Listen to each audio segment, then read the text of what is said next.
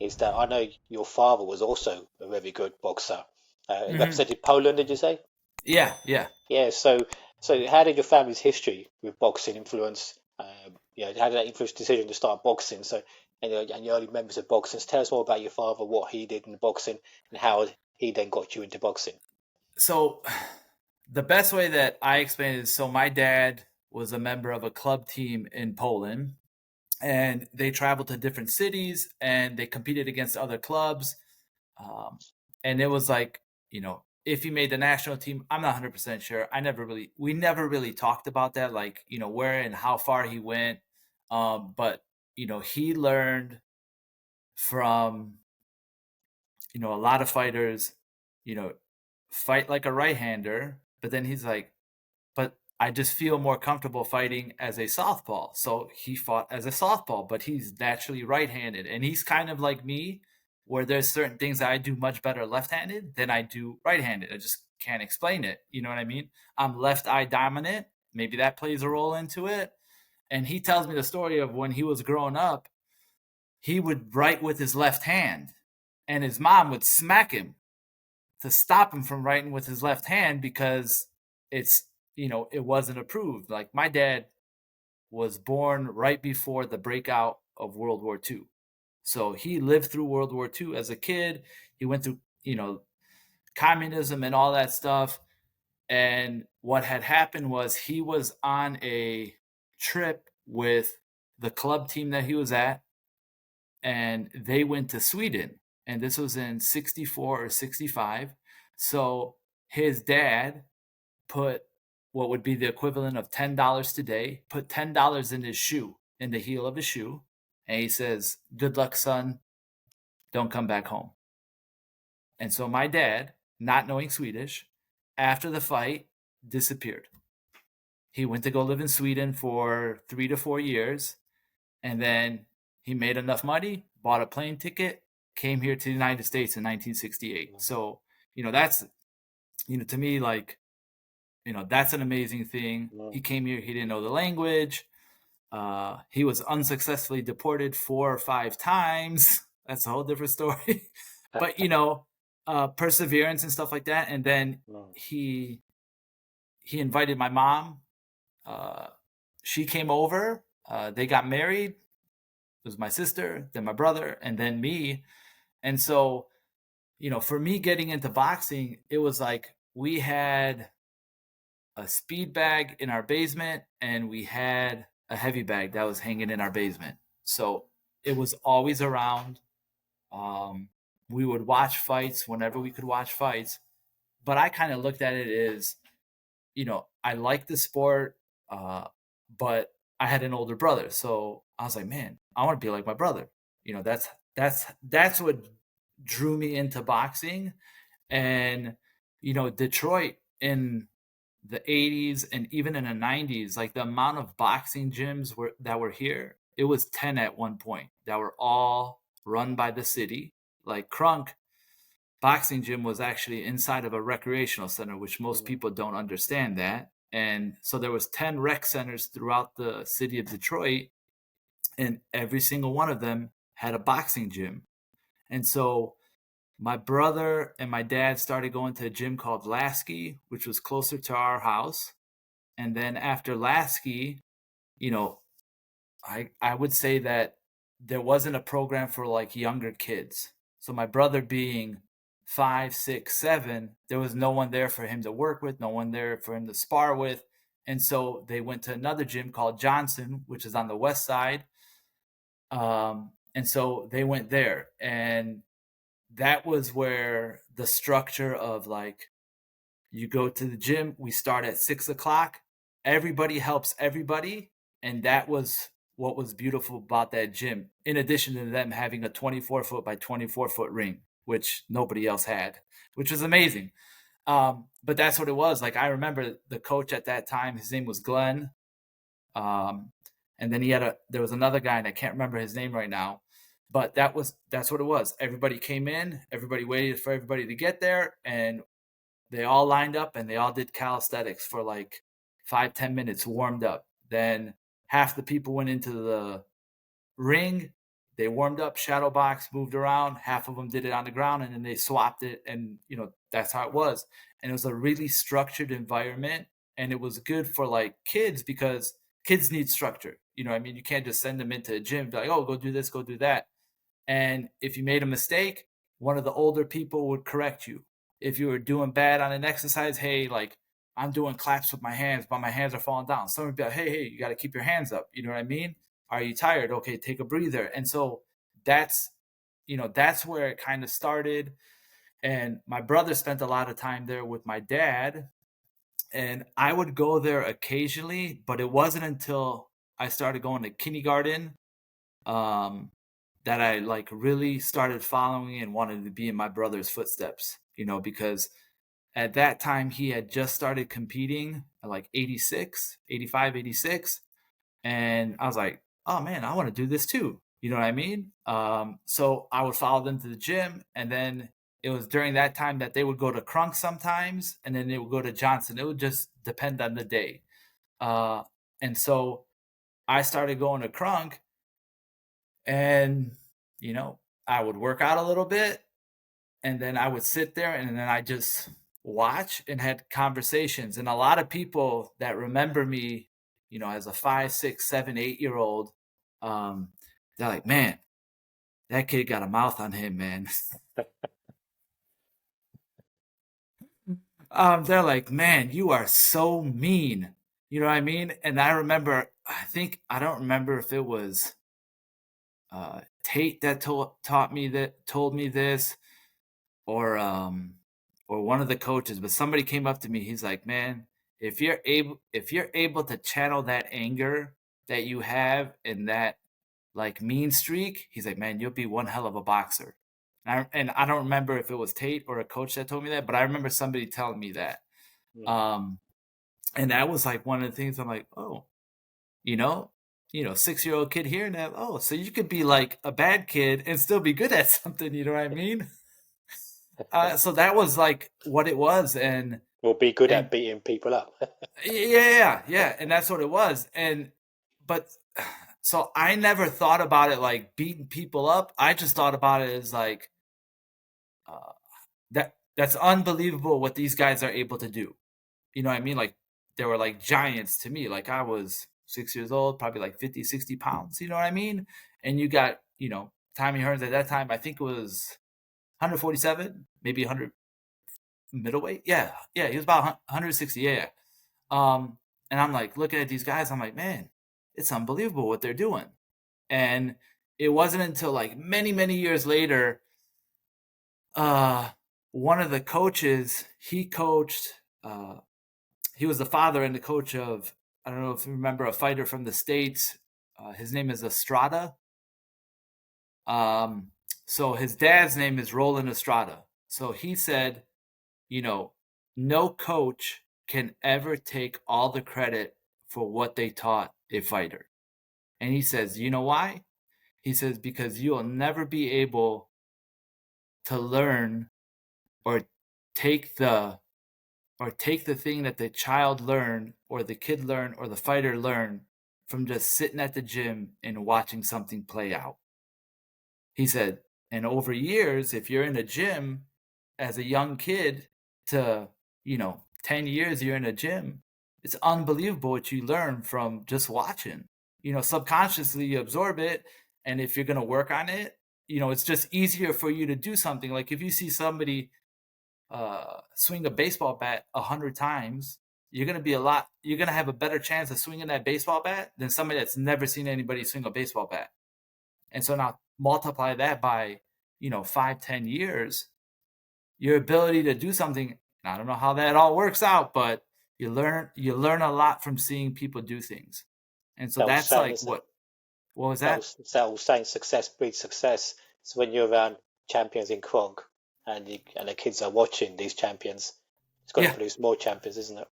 Yeah. And so and that's kind of like what it was. And it was a really interesting and diverse environment. And we never thought about diversity because like when we went to the gym, it was like, oh, we're just here to box. You know what I mean? And that's what it was. Like when you walk through that door, whatever gym it was, even if you were coming from another gym, yeah, people would give you shit, you know what I mean? Because you're from a different gym. Your gym's not as good as my gym. You're coming into my house.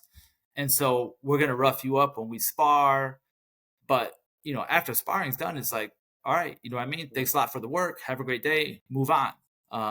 And I think that's what built a lot of camaraderie within a lot of the fighters that were successful, and even the ones that weren't successful, because a lot of people just did it to, they did it to compete, but a lot of the kids did it to stay off the streets, and like it's, I would have to say it saved a lot of kids' lives from them being in the streets, especially like in the 80s and early 90s when, you know, yeah. crack was a big thing here in Detroit and in a lot of inner cities.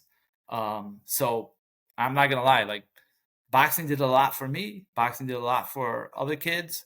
Um, you know, kept me off the streets.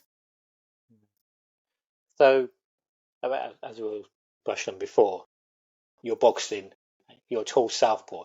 Anytime in my gym, if you see a southpaw walk in, everyone's like, "Oh no!" When we see a tall southpaw, it's like we know we're gonna get something here.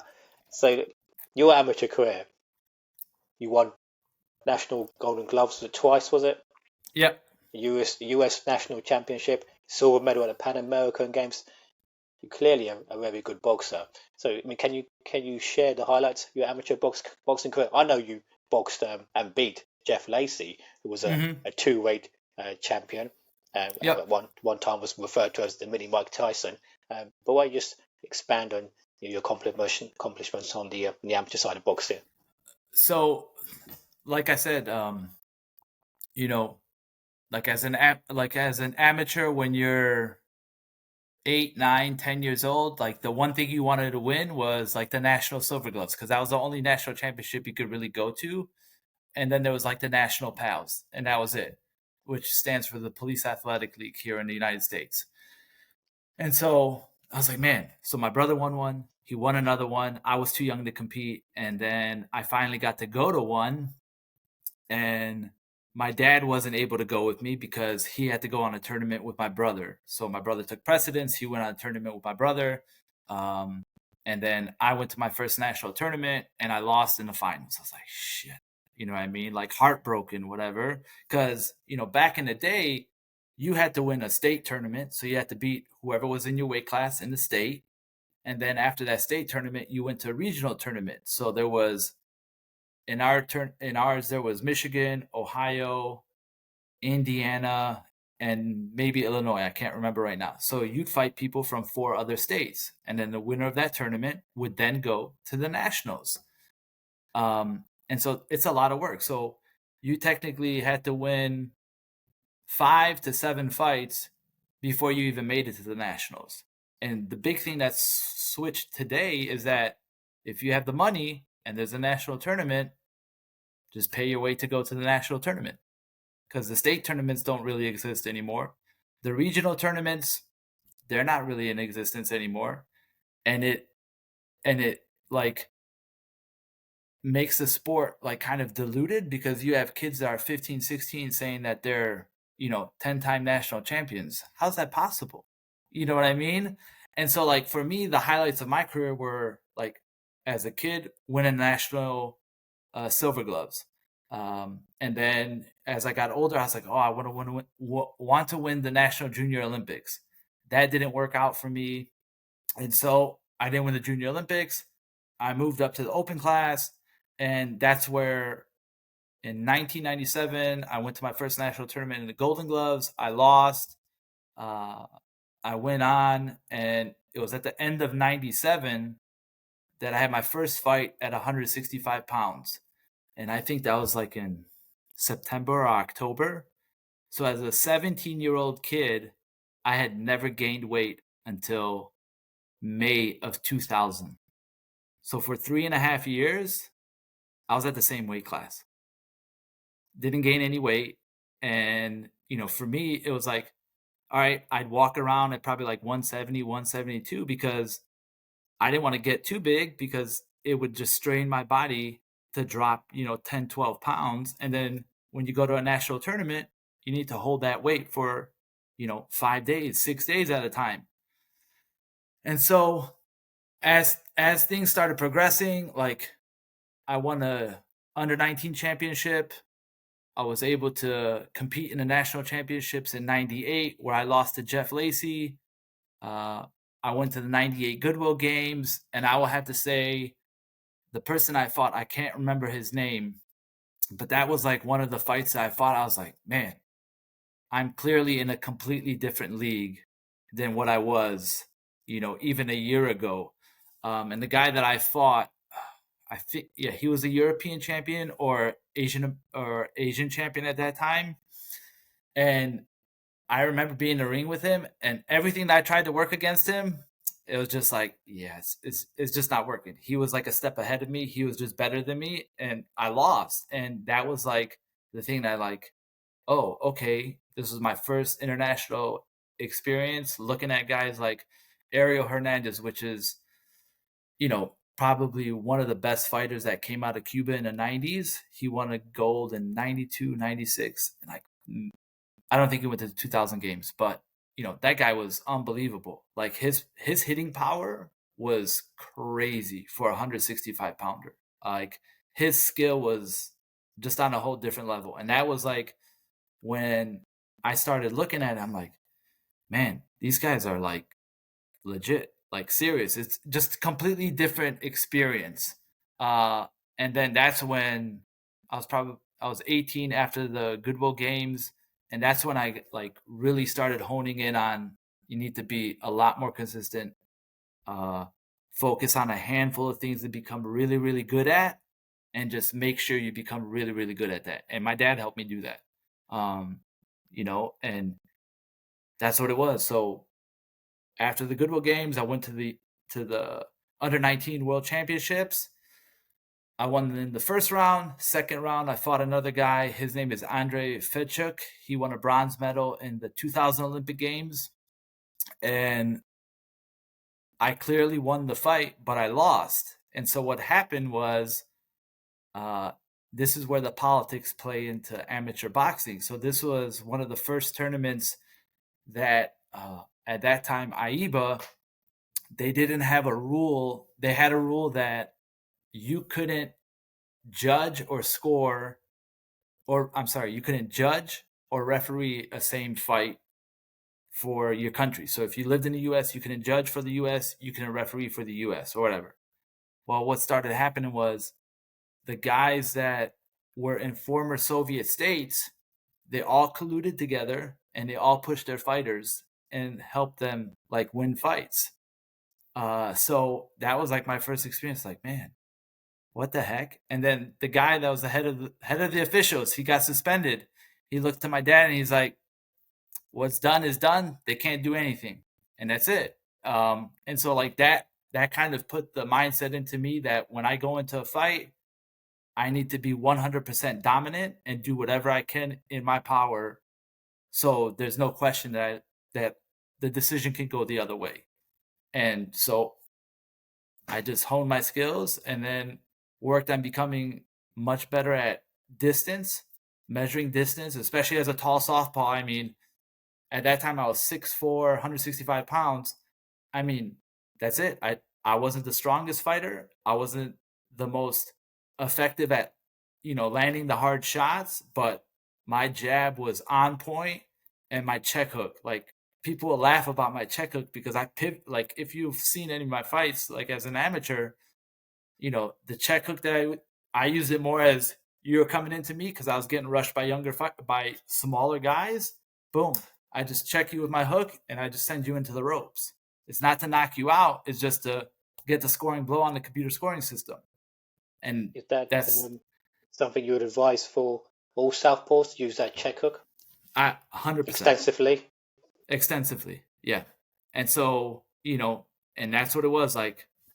Work on a handful of things, become really good at them. And like think of like the Klitschko brothers. They weren't exciting fighters, but they were really good at a handful of things. Think about it.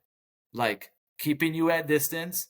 They did, and that's the one thing that really amazed me about looking at international fighters, especially out of the Soviet states, like none of them had effective jabs. If you look at them, like their jabs are not that effective. Their jab is just pop it out there. That's it. Everything is to set up the lead hand.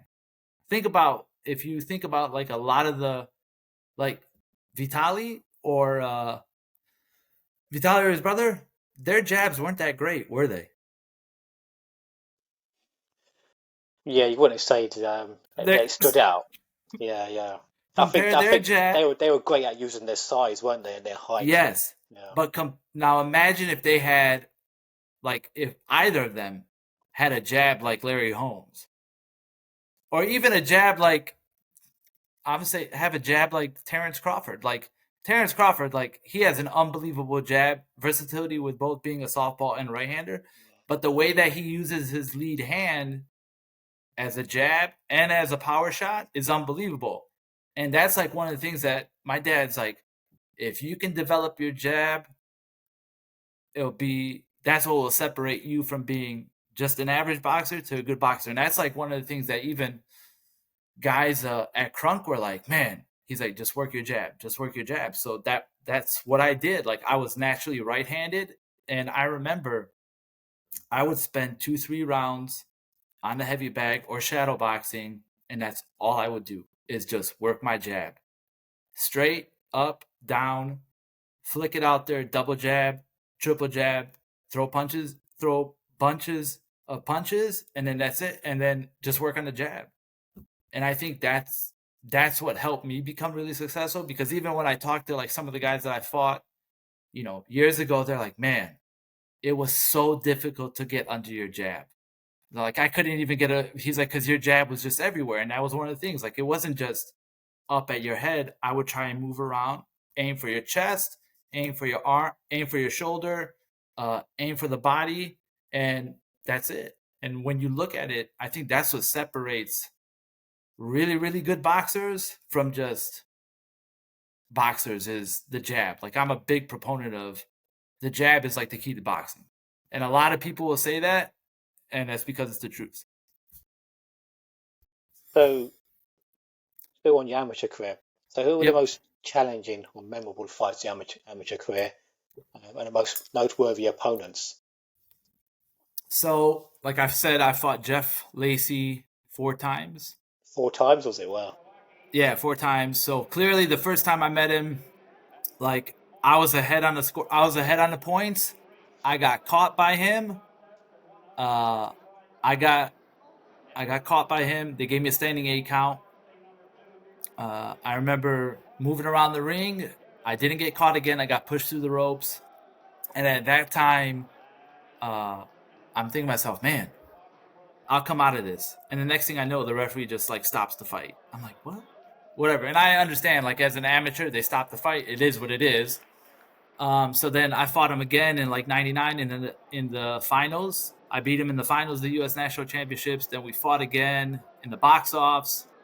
I beat him like hands down in the first round of the box offs. And then when my dad and I are walking down the hallway at what was it, Foxwoods Casino, and the head referee of the tournament at that time, my dad asked him, and so this is like the one aspect of my dad that is both good and bad is he will speak his mind no matter what. And that's kind of bad for boxing, especially when you don't agree with the people that are, in charge. And he says, flat out, he's like, how in the fuck was the score only different by 2 punches or 3 punches?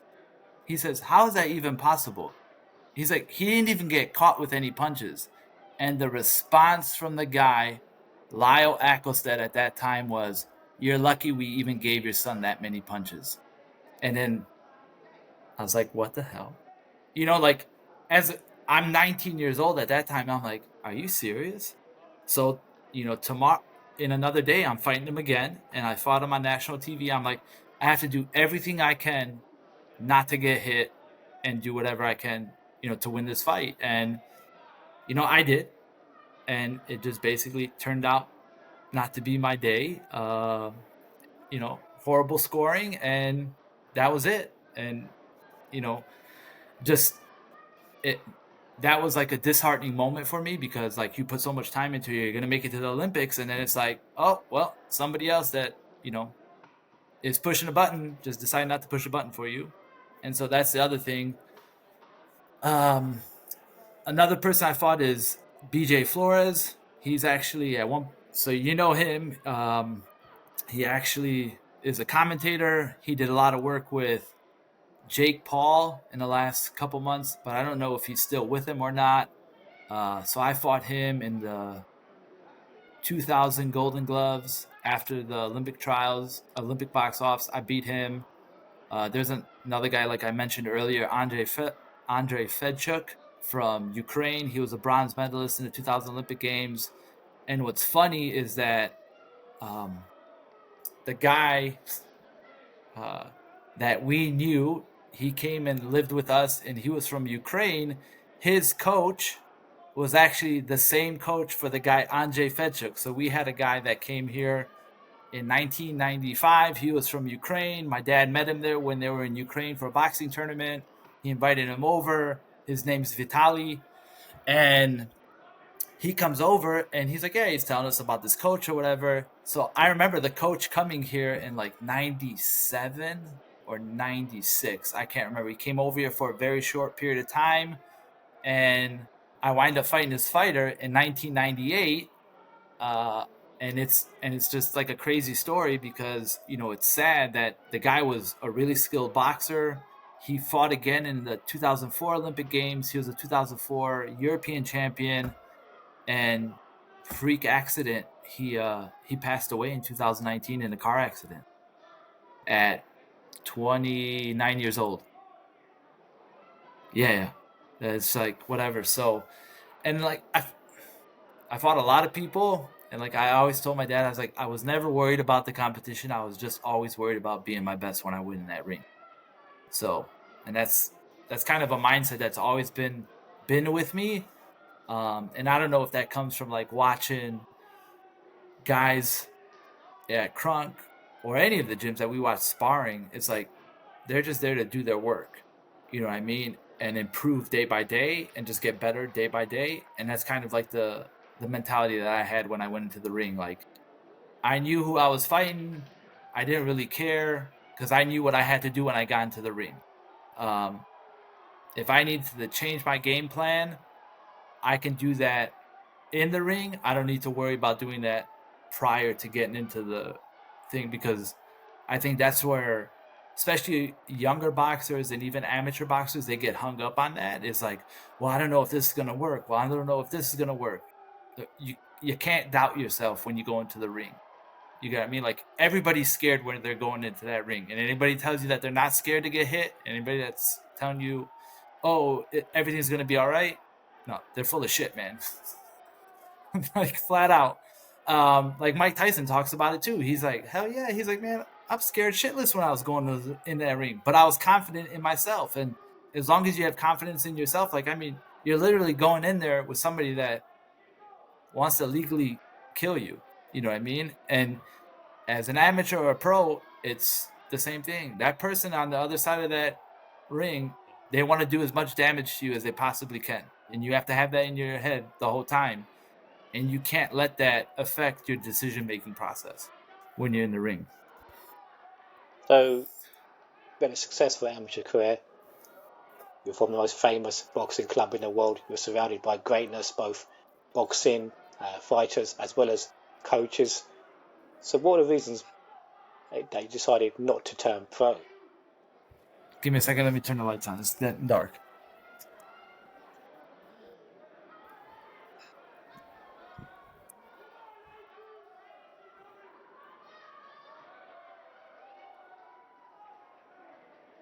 All right, so I have this question asked of me a lot, and it just boils down to, after the 2000 Olympic trials, uh, my father and I, we actually took USA Boxing to arbitration, which is a form of like legalized court to figure out how the fight I lost. So we discovered a discrepancy in the computer-based scoring system. All right. And so I'm like, oh my God. So, no matter what, we weren't going to win. By the time we drove from Chicago to Detroit, which is about a 5 hour drive, we had already been faxed the result of the arbitration and the decision in less than 5 hours. Like it was a 3 or 4 page document and all this that was written by the lawyer, by the judge at the time. And it was like, man, I can't believe that. So in essence, we kind of fell out of favor with USA Boxing, the organization here in the United States. In 2000, they were going to have the National Golden Gloves here in Michigan, in Detroit. So I basically went, competed in the National Golden Gloves, won the National Golden Gloves at 178 pounds. And so during the time that I was preparing for the Golden Gloves and after the Golden Gloves, I started having conversations with various promoters. I'm not going to name any of their names. We'll leave confidentiality out of it. And so I just, had a bunch of conversations with them.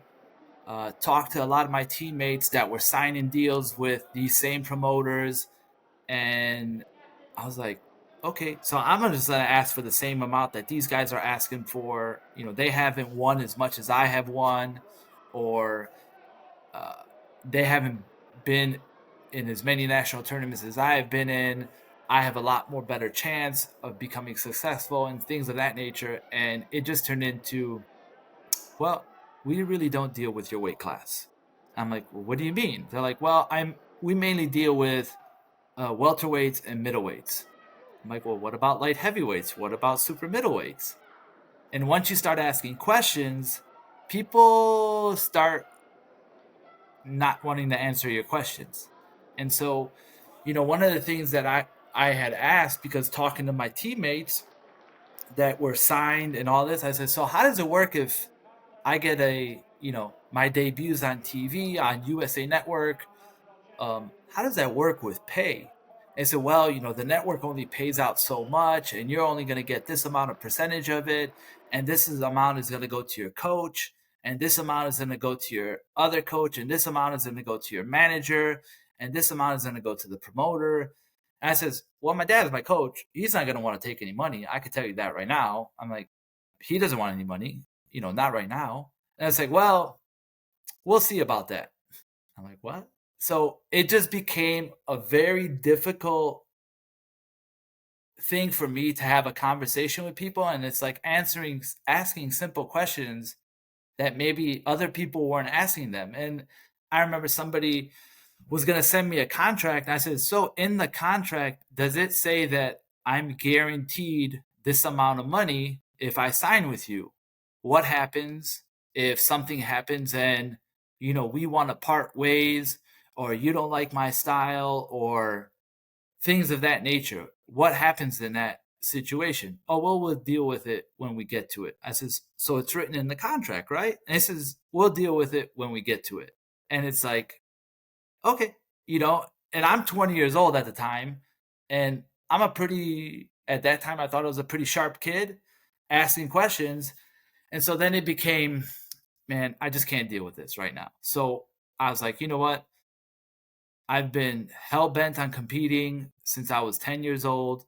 I've been at the same weight class for 3.5 years.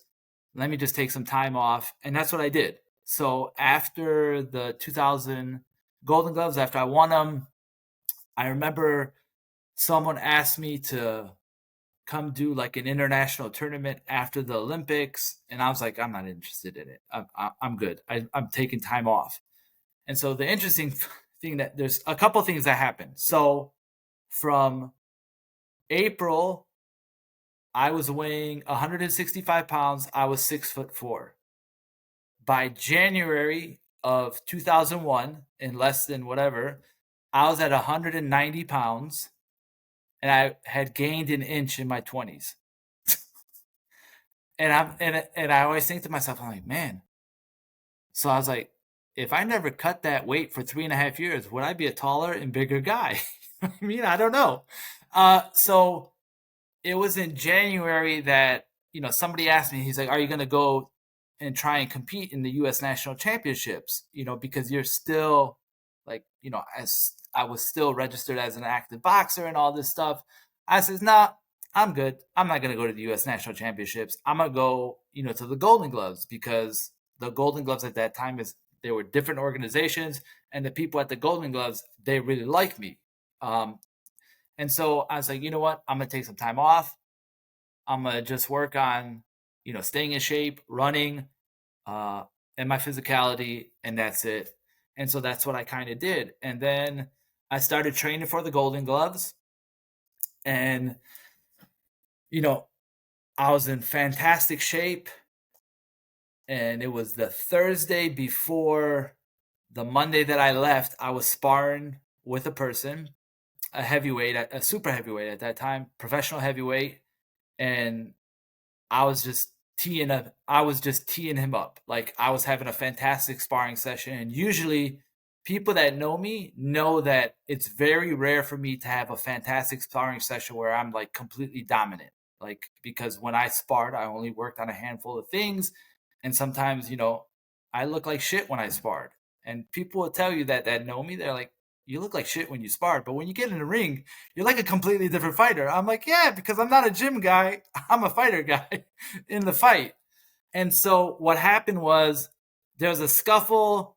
I cracked him with a body shot. He got pissed. He grabbed me. And what he did is he shoved his shoulder into my nose twice. So he shattered my nose 4 days before the tournament begins. And I'm like, shit. You know what I mean? And my goal was to win this national championship and then go pro after that, because I didn't want to have anything to do with the amateur program anymore. It was just to get my name back into, people's heads, and that's it. So I wind up going to Reno, Nevada, to the National Golden Gloves. I wind up winning the first fight, winning the second fight, and in the third fight, the physician that checks you out after weight, he's like, so how things been, man? I'm like, they've been good. He's like, so did you get hit in your nose yesterday? I was like, no, I'm good, man. No, I didn't get hit in my nose yesterday. He's like, well, it looks like you got some puffy eyes, right under here. He's like, let me check your nose out. And so he goes, he touches my nose, and I pull back. He's like, does it hurt? I'm like, well, you're touching my nose. I don't like people touching my nose. Like, I'm trying to think of like every lie I could possibly think of to tell him that, nah, I'm fine. And so he's like, listen, he's like, I've known you since you were like 12 years old. He's like, let me take a look at your nose. And he goes and he looks up my nose. He's like, there is no way I can let you compete.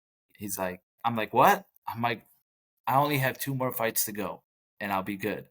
He's like, no, he's like, I can't do it. He's like, I can't let you in the ring, whatever. I can't let you fight. And so that's what happened. And that, I think at that time, like, that was really heartbreaking to me, because my goal was, man, I'm going to be the first person to win 3 national Golden Glove titles in a row in 3 different weight classes. And then I would go turn pro after that. And so I was like, okay, no problem. I got back home, did whatever I could to fix my nose. And, I started training again, started having conversations with people again. And the people that were, interested in me prior were no longer interested in me. So then I found another promoter, really famous one. And we started talking, and he's like, yeah, so what I'll do is you'll come and you'll live with us. You'll learn the pro game. You'll spar with some of our teams, some of my team members and things like that. I'm like, so you want me only for sparring? And he's like, no. He's like, you're going to learn the game and all this. And I'm like, it sounds like what you're saying is you just want me to be a sparring partner for your guys. I'm sorry. I'm not going to do that. And so as time progressed, I talked to Don King. I'll use his name because he's a scumbag in my opinion. What he did to Tim Witherspoon is unforgivable. Yeah. And what he did to other people is whatever. So, I had a conversation with him and stuff like that. And, some people have had good experiences with him, some people haven't. And, I talked to him for a while and it just never materialized to anything. When I started asking him questions, I was like, okay, so how's this going to work? If I get a fight here, how many fights am I guaranteed in my first year? Or will any of them be on TV? I says, because that makes the big difference. I says, whatever. And I says, on top of that, I says, I'm a very marketable guy. He said, what do you mean? I said, I don't know if you know, but the only other white guy that's really killing it right now is Kelly Pavlik. And I says, anybody outside of them? No. And I was like, and that was when Kelly was just, he might have had like 6 or 7 fights at that time, whatever. And so Kelly, I know him from the amateur program. And I said, so I think I'm highly marketable, for you, because your game is to make money off of me. And so if I make you money, then I should make money as well, right? And he's like, well, that's not technically how it works. I'm like, okay, then how does it work? Well, I'll get back to you. And I never heard back from Don King. And there was, another promoter that we had a conversation with, and he winds up telling me, he's like, I can take you from 195 pounds right now to 225 in less than a year. I was like, listen, I said, I don't know, how's that possible? He's like, we have our ways to get you from 195 to 225 in a year. He's like, I'll let you fight at cruiserweight, couple fights, but after that, we'll put you on, another 25 pounds. I'm like, how? That's, my body can't put on that type of weight in 1 year. As I said, it's impossible. He's like, we have our ways to do it. And I'm like what? And he's like, we just have our ways. And I said, okay, no problem. And once I started asking him questions, I was like, okay, so how does pay work and all this? Once you start talking about money, a lot of people will back off from you, And like I said, I didn't try to be like a smartass, but this is my life that I'm dealing with, because I know what happens to fighters when they don't have money. Like, I'll use Gerald McCullum as a perfect example. All the money in the world, one bad experience, and you're trash for like, his entire life was ruined because of some bad decision making in the ring. And that can happen to any fighter, and it has happened to a lot of fighters. And me growing up as a 6-year-old, seeing guys that were world champions, and then they have nothing left. And so that was one of the things that was always on my mind is, listen, I'm all about you making money, but I have to make money too. And I need to know where the money comes from and how I'm going to make money, because I don't want to sacrifice, my health, my life, so you can make money. And then I have no money in return. And then if something happens, who's going to take care of me? Because there's no union in boxing. And so that was a driving force. And then, I took some time off, and then probably, I'm trying to think of the year right now, but when Jeff Lacey fought Calzaga, that's when my name popped up again. People started reaching out to me, whatever happened to this guy? He's like, because Calzaga just did to Lacey what you did to him when you fought him. You know what I mean? Calzaghe's And also a southpaw as well, isn't he? exactly, that's what it was. That was the commonality. And I had another promoter reach out to me, and at this point in time, I was just about to get married, and I wind up getting married. So I'm having conversations with this guy, and so I started running, started training, got super fit. I was at that time, I was probably 210. This is probably 2005, 2006. And then Jeff Lacey lost, and then he fought another fight, his first comeback fight. And I can't remember the year right now, but this was a 3-year period of time that I had this one promoter coming after me. He's like, after I seen what Calzaga did to Lacey, I says, and how popular the stand-up long guard style has been for the Klitschko brothers and a couple other European fighters that haven't come over to the States. And he's like, I think you're highly marketable. I think your style is fantastic, and this is what we need. So this is a 3-year excursion, And then when Jeff Lacey made his first return fight, he lost. My wife and I watched that fight, and then he lost that fight. Hands down, he lost. I looked at my wife, and she looked at me. I was like, no, I can't deal with this shit. I was like, there's no way that I'm going to put everything on the line, whatever, and then deal with the same bullshit that I was dealing with 7 years ago, 8 years ago. And so I just was like, nah, I just can't deal with it, like the competitive aspect of it, because I've seen people that were like my heroes that, basically almost got killed in the ring. You know what I mean? And there's nothing there. And I think for me, like one of the craziest stories is Dwayne Thomas. So Dwayne Thomas, he won a championship. He defended it the second time and lost. And then it was probably maybe in the early to late 90s, he got gunned down outside of a liquor store for, dealing drugs. Former world champion. You know what I mean? And that's the dark side of boxing that people don't want to talk about. It's like, why is it that it's controlled by a handful of people, Bob Arum, Don King, a handful of promoters, and the fighters are never really looked after? It's like not much has changed with that aspect of the game. Like people say, oh, the mob's no longer involved with boxing. It's the organized mob now. It's the legalized mob. You know what I mean? And it's like there's a lot of snake oil salesmen in boxing. And, and like my good friend John Scully, he and I talk about it sometimes, and he knows a lot more about it because, the Iceman, yes, the Iceman.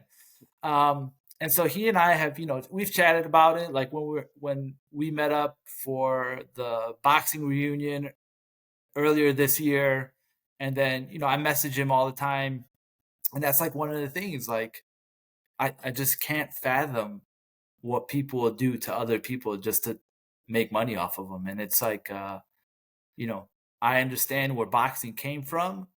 I understand the origins of the sport. And it's like, it's kind of still in that same realm of it's a poor man's sport. And there's somebody else that's holding the keys to you to get through the door. And I think, Floyd Mayweather was the first person, even though he had a lot of problems with Bob Arum, and he had a lot of problems with the guy prior to Bob Arum, which I can't remember his name. He kind of changed that, for, I don't know if it's for the best or for the worst, but he kind of took control of his career, and love him or hate him, he's the guy that has money right now in his bank account. He's not worried about it. His kids will be well off. His kids will be well off. You can't say that about a lot of other fighters right now. So, and that's like the scary thing when it comes to boxing. So did you walk away with a clear conscience, knowing what the what ifs? 6'5" southpaw from Kronk. So, you would have been a handful, wouldn't you? Well, yeah. So you, this you is basically know success was there for you for taking. Yes. It's hard to argue against that you wouldn't have become a world-class boxer. So this is like the one thing that I always like.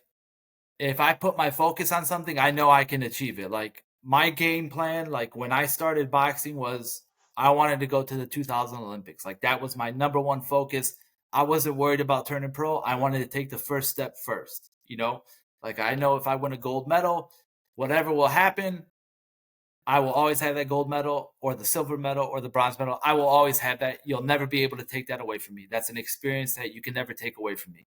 And then whatever happens after that, I'll go into pro boxing. But then when I found out how pro boxing is, like, geez, oh Pete's, man, it's like I've heard the stories, I've seen it, but then to actually deal with it and have the conversations even before turning pro, it's like, what the fuck, man?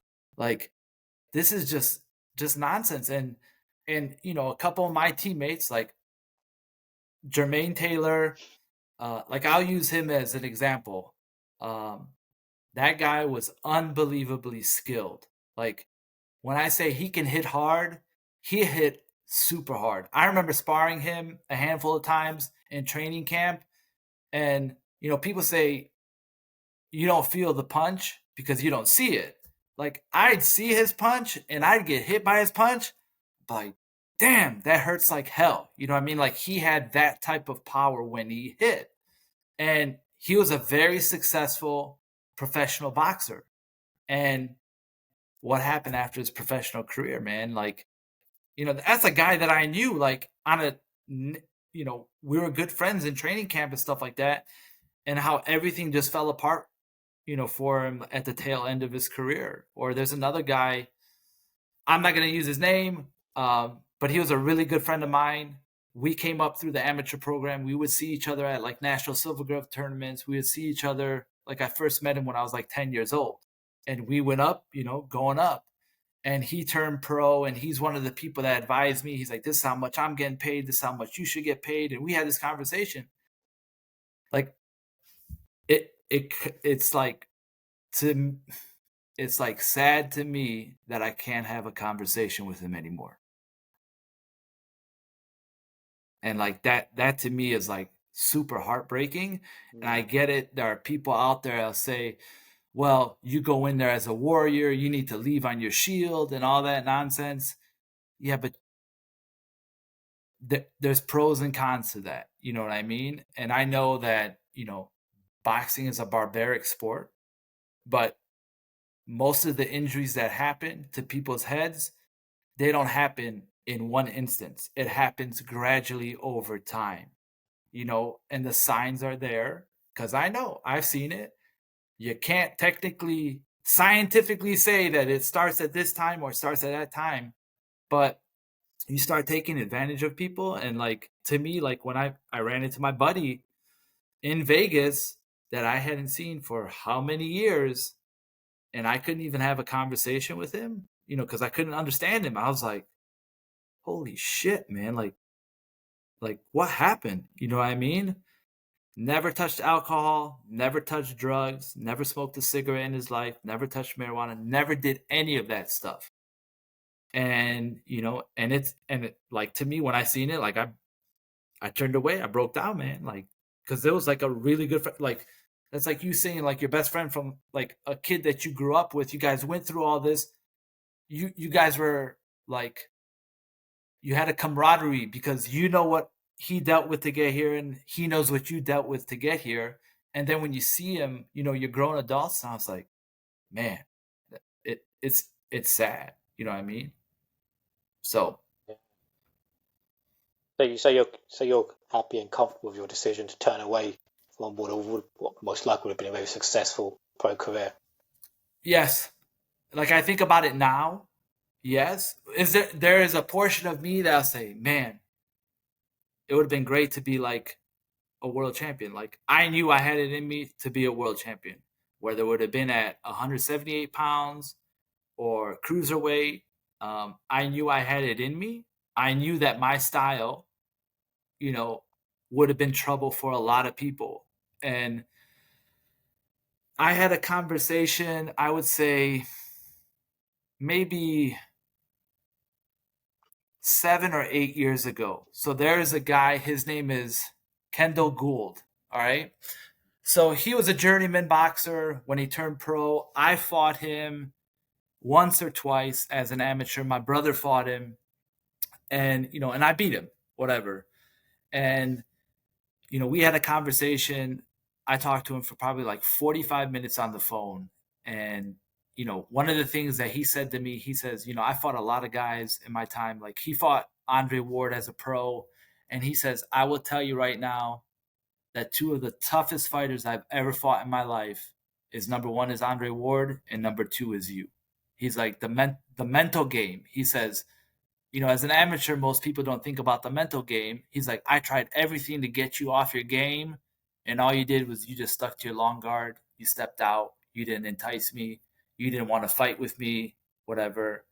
Like, you just stuck to your game plan the entire time. And he's like, most people won't do that. And the only other person I knew that did that was Andre Ward. Like, he stuck to his game plan. He would adjust, and that's it. And so we had a long conversation. He asked me the same question. He's like, so man, he's like, why didn't you turn pro? And I told him, people didn't like my styles and all this stuff.